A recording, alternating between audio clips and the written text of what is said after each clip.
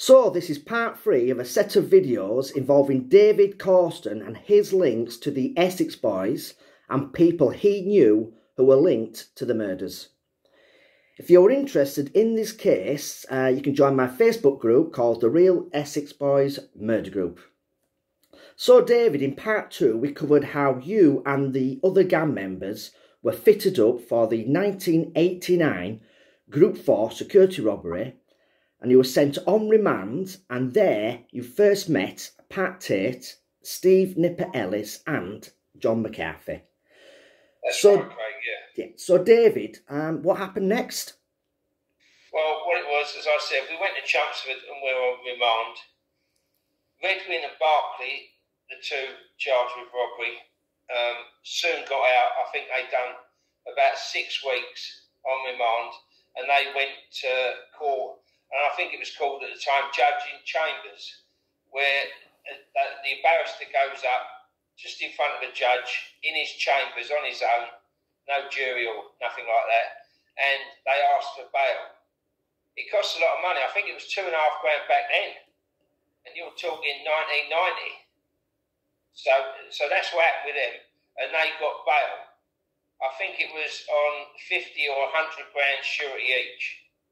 I don't know how they put it up, I can't remember now. But what it was, so they were out in about 6 weeks and they were gone. Then that left me and John. Now, I'd done 7 months on remand, and then what it was, I thought, after a while, I didn't mind it, you know. But then I thought, well, I may as well try this Judge in Chambers thing. So I paid over 2 grand, and my barrister went up and done it, and then I got bail, and it was £50,000 surety. And my mum just put her house up for it, which was all paid up for, so it got me out. But I'd done 7 months out, and then John was out as well. He went for it as well. John was the last one to leave remand. I'd done 7 months remand, obviously with Pat Ellis and John McCarthy. Various times they were in there with me.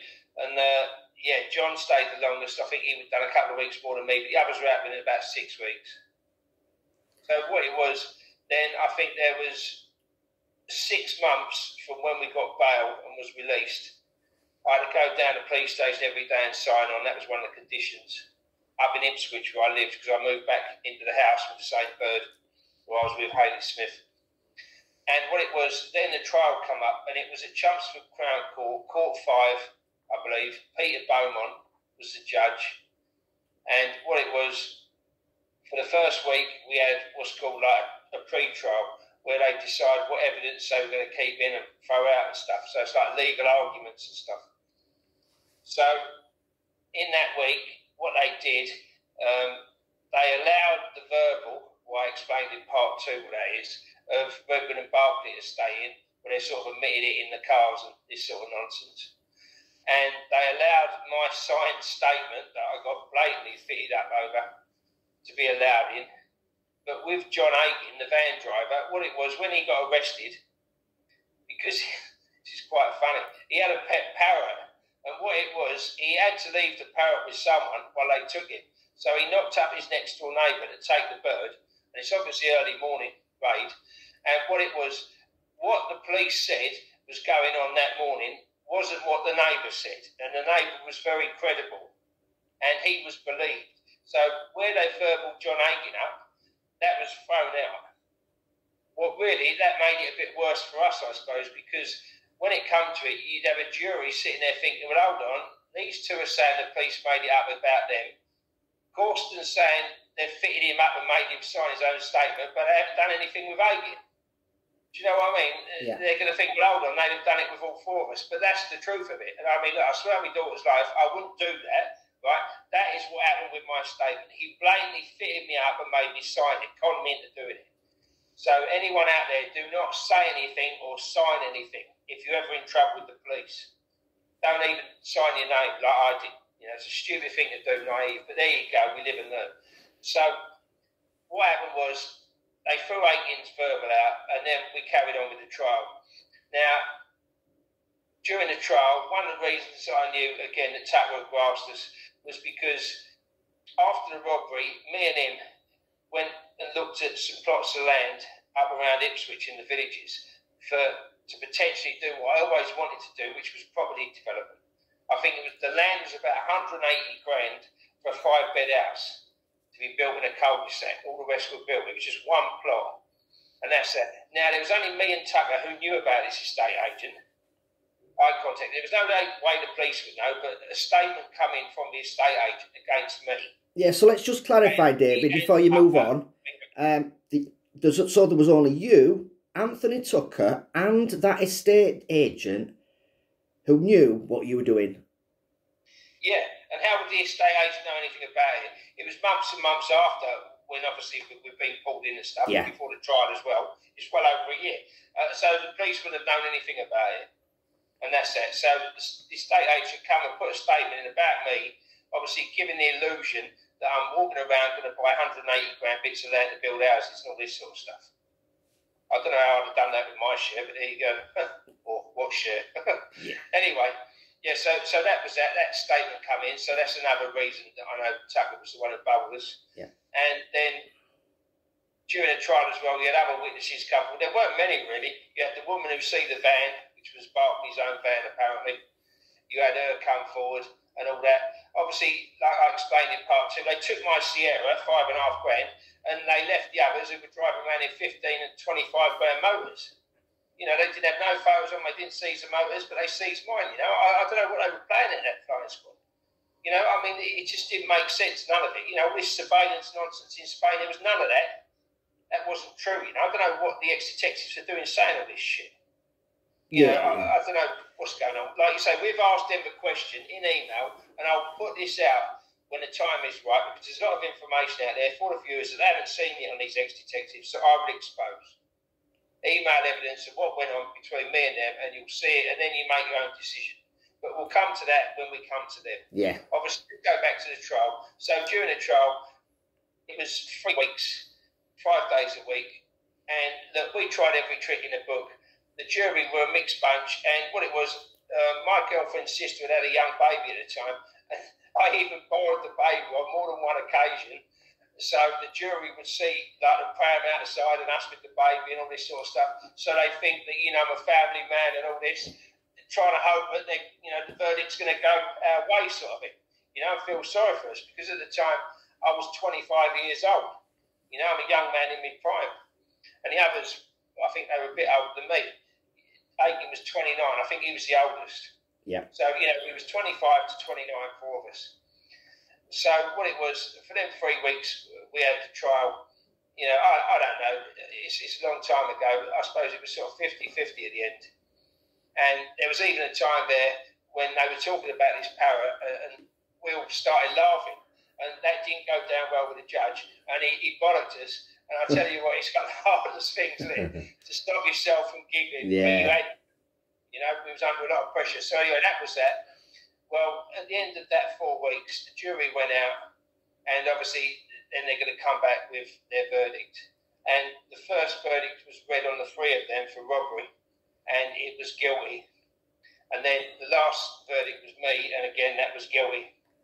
So what it was, obviously, that day there was packed courtrooms, our families and all the police and everyone else there, reporters and stuff. So we'd already made a pact that when we went downstairs awaiting sentence, we made a pact between ourselves that we was going to go up there and show some dignity, you know, to ourselves.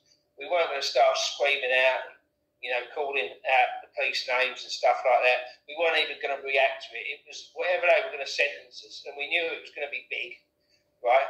We was all expecting double figures, to be honest. And obviously, you know, I mean, I've got an ABH when I was 17. I think the others were pretty clean. You know, hardly any criminal record. Certainly John Aiken didn't have one. You know, so it was all sort of minor offences. This was a major offence. Our first for all of us, really. Yeah. And we were downstairs, so we made that pact. So when we come back up, yeah, the courtroom's packed, and then the judge comes in and he starts raging. First of all, he starts gunning into John Aiken. He says, right, people out there, he said, who are going to be hearing this, if you're in charge of these vans or these security companies and you partake in these sort of, like, you know, crimes, I'm going to let you know out there the sentences that you can expect. And then he comes to the robbers. He said, as for you two, anyone out there thinking of robbing these vans, the same thing, I'm going to tell people what to expect, 15 years. And I was on the end next to Dave Redwin. It went John Aiken, Roger Barkley, Dave Redwin and me in the dock every day in that order. And under my breath, I went to Dave Redwin 10, like that, expecting 10 years, because obviously my charge was lesser. Mine was aiding and abetting.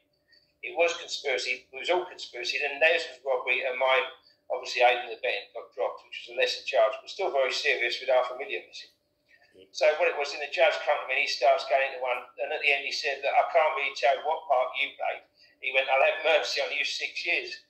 You know, like I said in part 2, I want to jump over the dock and suck him off for that.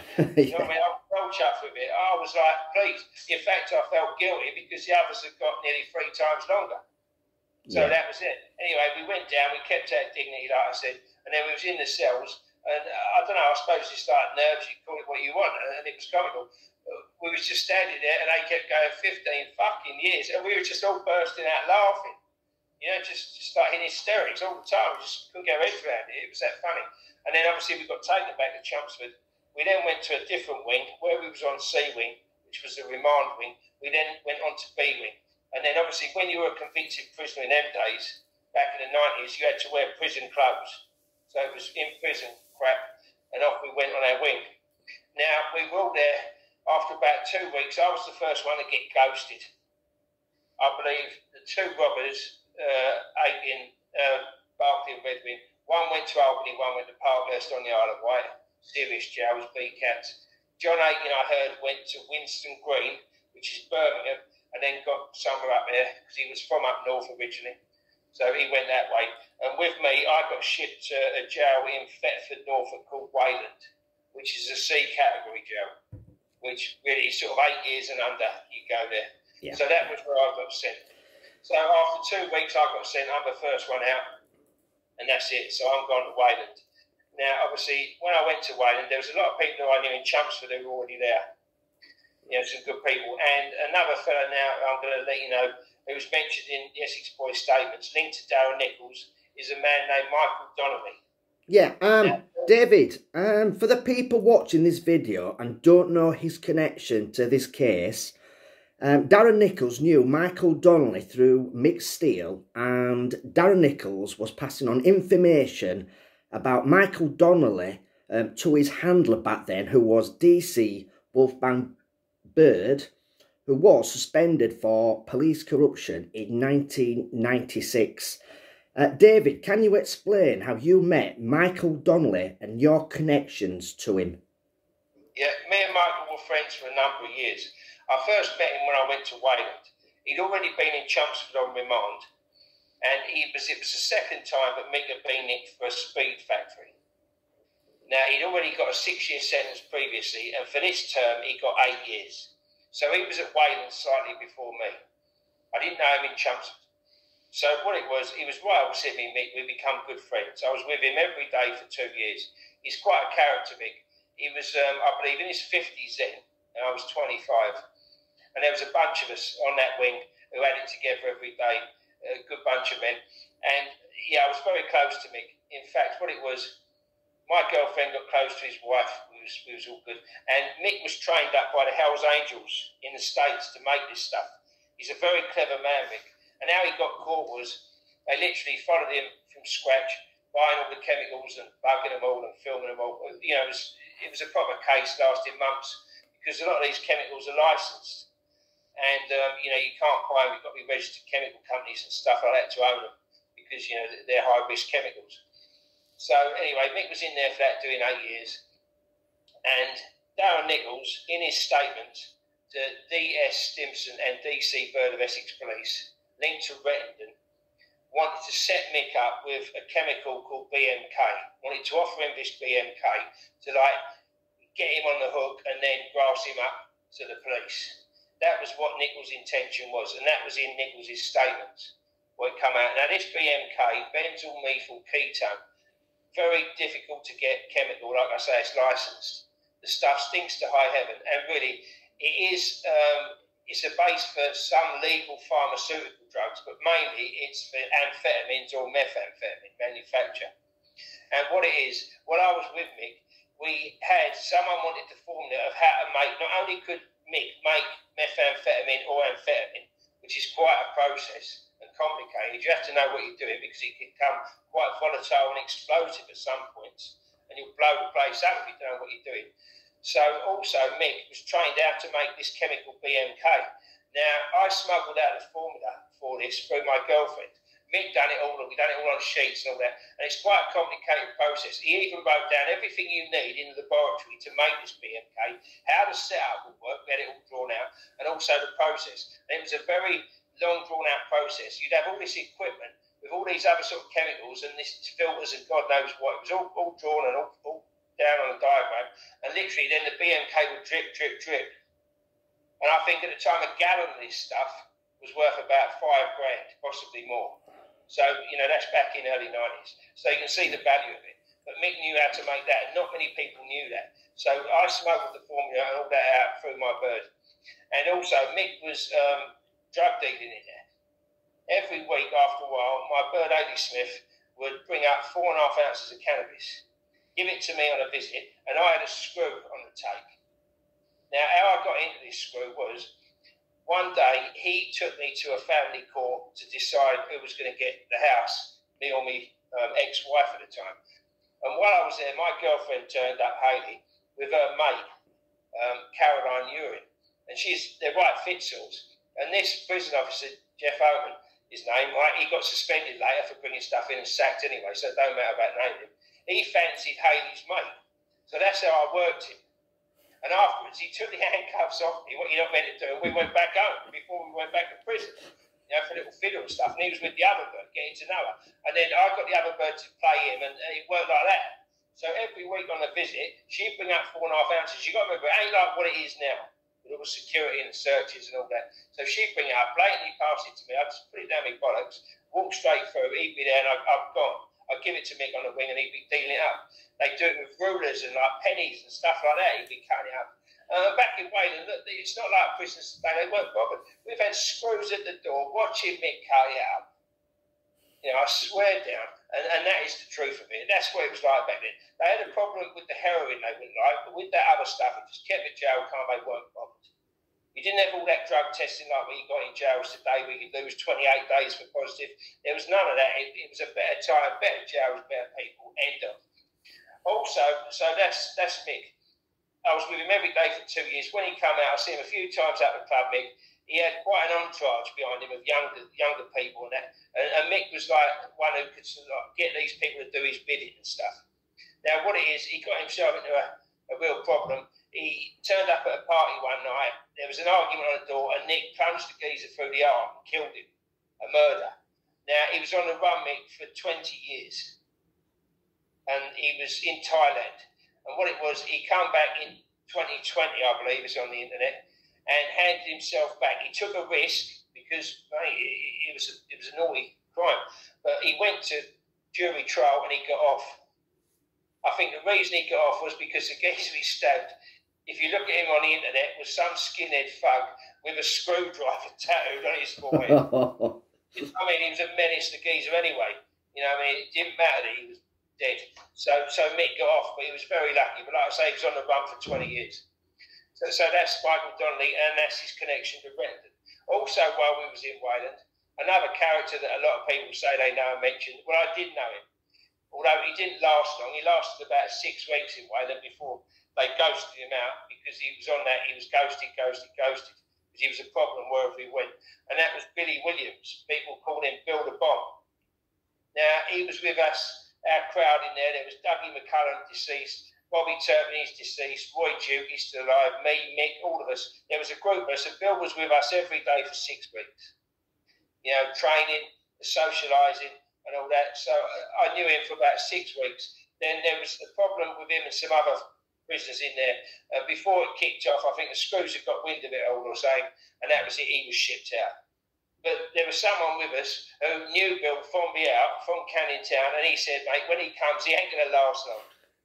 He's one of them. Now, I've had friends like that before. There's a mate of mine, Earl Lynn, up in Norwich, a former professional boxer, and they're just, they're nightmares to be around. They're all right if you know them, but if you don't know them, you're going to be in trouble. It's that, and I think on a night out with Earl, I think 7 people got chinned by him, and one of them was a bird. shit like that. I don't want to be around it. I distanced myself from them people. I left that all behind. Don't want to be involved in that sort of stuff. And that's it. Like I explained to you before, I think 7 people close to me, 3 have been murdered and 4 have committed murder. That's friends I've associated with, travelled with, been involved with, not friends of friends or I know him and all that. They're people right next to me. That's a lot. But I left all that well behind. So anyway, so that's that and that's Wayland. Now, when I come out from Wayland, obviously, we'll cover that in part 4. Yeah. I mean, David, thank you for taking your time out to make this video. And in the next one, which will be part 4, we will discuss your appeal and how it came out that the flying squad had set you and the gang up on verbal and fabricated evidence. Yeah, I'd just like to say, I did forget, at court, that signed statement could not be produced by flying squad. They lost it. Yeah. Right, crucial piece of evidence against me. They lost it. All they could produce was photocopies, which could be forensically taken apart, because we'd have shown that part was written before the signed signature. Yeah. They lost it. So that's how corrupt they are. Yeah. So, we'll speak and we shall do part 4 next. Thank you, David. Yeah, thank you very much, Cheers. Craig. Cheers.